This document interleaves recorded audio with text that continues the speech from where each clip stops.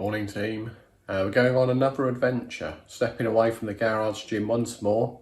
We're going to follow my wife on a 20-mile marathon run, a training run. Just making a brew. Here we go. Oh, and yeah, last night's fluids. I was a good boy though, didn't drink it all. But anyway, join me shortly after breakfast. We'll go running with my wife.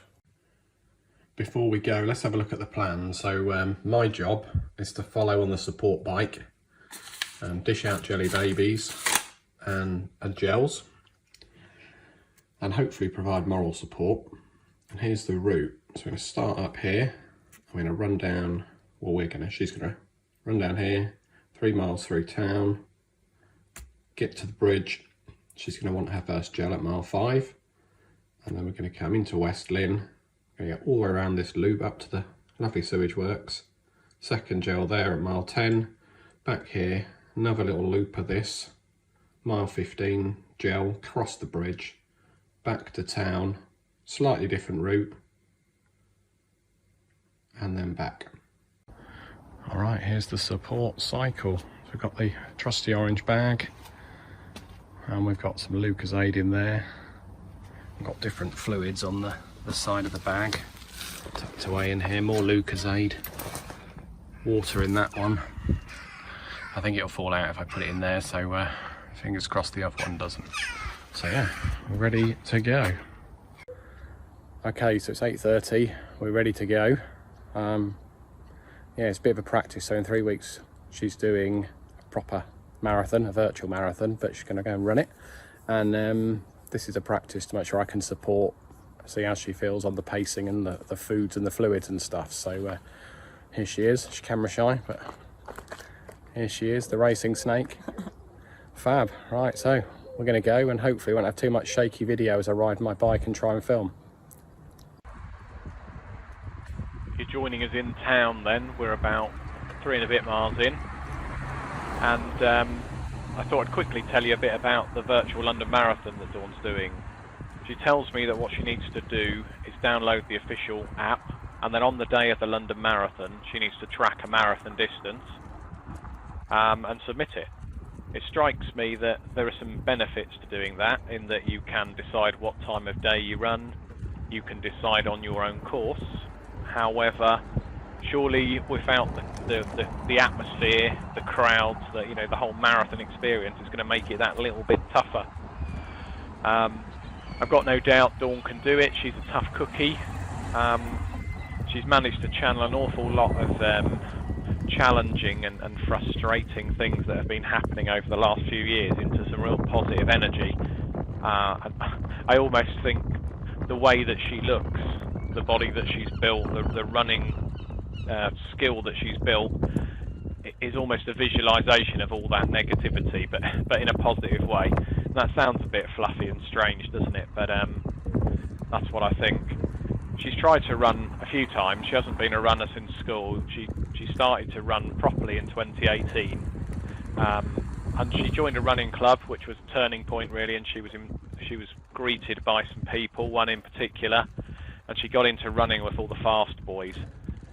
Which has just, really been a good benefit to her. She couldn't walk. She couldn't get round Park Run without walking when she started, and now she blitzes round it. So incredible, absolutely incredible, really. So we've just gone over the 4 mile mark. Had a drink. Coming down the quay.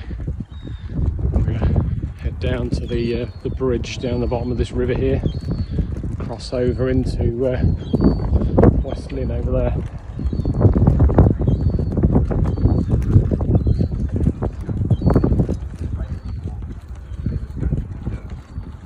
So anyway, the bike.